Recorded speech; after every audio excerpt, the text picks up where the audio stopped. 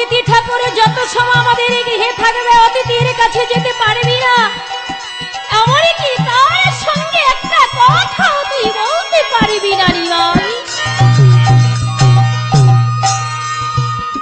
নিমাই ডেকে ডেকে বলেছে, মা মা গো, শুধু এমনি ভাবে সত্য কেন মা?